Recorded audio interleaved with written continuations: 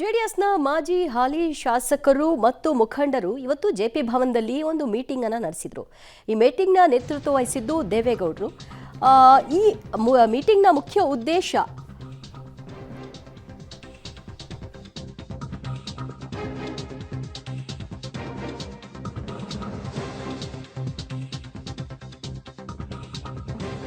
ಕೇಂದ್ರ ಸಚಿವ ಕುಮಾರಸ್ವಾಮಿ ಅವರು ಕೂಡ ಮಾತನಾಡಿದ್ದಾರೆ.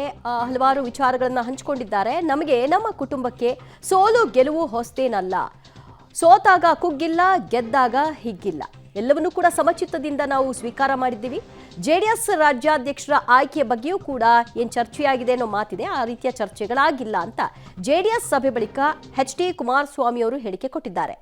ಆಪರೇಷನ್ ನಡೆಸುವ ವಿಚಾರಕ್ಕೆ ಸಂಬಂಧಪಟ್ಟ ಹಾಗೂ ಕೂಡ ಚರ್ಚೆಗಳಾಗ್ತಾ ಇದೆ. ಆ ರೀತಿಯಾದಂತಹ ಸಭೆಯಲ್ಲಿ ನಿರ್ಧಾರಗಳಾಗಿದೆಯಾ ಅನ್ನುವಂತಹ ಪ್ರಶ್ನೆಗೆ ಅದಕ್ಕೆಲ್ಲ ನಾವು ಯಾವುದೇ ರೀತಿಯ ಅವಕಾಶಗಳನ್ನ ಕೊಡೋಲ್ಲ, ಅದರ ಚರ್ಚೆಯೂ ಅನಿವಾರ್ಯ ಇಲ್ಲ ಅಂತ ಅವ್ರು ಹೇಳಿದ್ದಾರೆ. ಯಾವುದು ದಯವಿಟ್ಟು ನನ್ನ ಸ್ನೇಹಿತರುಗಳಿಗೆ ಹೇಳೋದು, 13 ಜನ 12 ಜನ ಏನೋ ಆಗೋಗಿದೆ, JDSನಲ್ಲಿ ಗಡಗಡ ನಡಕ ಉಂಟಾಗಿದೆ, ಇದೆಲ್ಲವನ್ನ ದಯವಿಟ್ಟು ಯಾರಾದರೂ ನಿಮ್ಮ ದಾರಿ ತಪ್ಪಿಸ್ತಕ್ಕಂಥ ಕೆಲಸ ಮಾಡಿದ್ರೆ ಅದು ಉಪಯೋಗಕ್ಕೆ ಬರೋದಿಲ್ಲ. ಯಾವುದೇ ಶಾಸಕರು ಪಕ್ಷ ಬಿಡ್ತಕ್ಕಂಥ ಪ್ರಶ್ನೆನೂ ಇಲ್ಲ.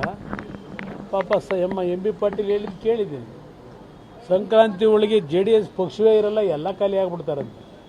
ಸದ್ಯ ನಿಮ್ಮ ಪಕ್ಷ ನೋಡ್ಕೊಳ್ಳಿ. ಈಗಾಗಲೇ ಯಾವ ಮಹಾರಾಷ್ಟ್ರದಲ್ಲಿ ಎಂಥದ್ದು ಮಾಡ್ಕೊಂಡ್ರೆ ಮಹಾ ಅಗಡಿನೋ ಅಡುಗೆ ಎಂಥದ್ದು ಮಾಡ್ಕೊಂಡಿದ್ರಲ್ಲ, ಮಹಾ ಅಗಾಡಿ ಕತೆ ಏನಾಗಿದೆ ಕಾಂಗ್ರೆಸ್ಗೆ. ದೆಹಲಿನಲ್ಲಿ ಆಪ್ ಜೊತೆ ಏನು ಮಾಡ್ಕೊಂಡಿದ್ದೀರಿ, ಯಾರ್ಯಾರು ಏನೇನು ಸಂದೇಶ ಕೊಟ್ಟಿದ್ದಾರೆ ನಿಮಗೆ, TMC ಅವರು ಏನು ಹೇಳಿದ್ದಾರೆ, SP ಅವರು ಏನು ಹೇಳಿದ್ದಾರೆ.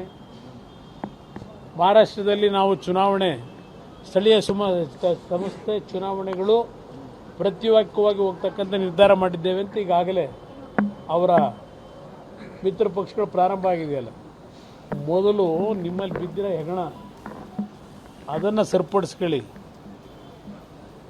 ನನ್ನ ಪಕ್ಷದ ಬಗ್ಗೆ ಚಿಂತೆ ಮಾಡಬೇಡಿ ನೀವು. ಎಂ.ಬಿ. ಪಾಟೀಲ್ರೆ, ಬೇರೆಯವ್ರಿಗೂ ಹೇಳೋದಷ್ಟೇ, ನಮಗೆ ಚುನಾವಣೆಗಳಲ್ಲಿ ಸೋಲು ಗೆಲುವು ಇದೆಲ್ಲ ನಮ್ಮ ತಂದೆಯವರ ಕಾಲದಿಂದ ನಿರಂತರವಾಗಿ ನೋಡ್ಕೊಂಬಂದಿದ್ದೇವೆ. ನಮ್ಮ ತಂದೆಯವರು ಪ್ರಧಾನಮಂತ್ರಿಗಳಾಗಿ ಪ್ರಾದೇಶಿಕ ಪಕ್ಷ ಮುಗದೆ ಹೋಗುತ್ತೆ ಎನ್ನುವಂತಹ ಮಾತುಗಳನ್ನ ಆಡಿದವರಿಗೆ ಇವತ್ತು ಕೇಂದ್ರ ಸಚಿವ ಕುಮಾರಸ್ವಾಮಿ ಅವರು ಟಕ್ಕರ್ ಕೊಡುವಂತಹ ಕೆಲಸವನ್ನ ಸಭೆಯ ಬಳಿಕವಾಗಿ ಆಡಿದ್ದಾರೆ.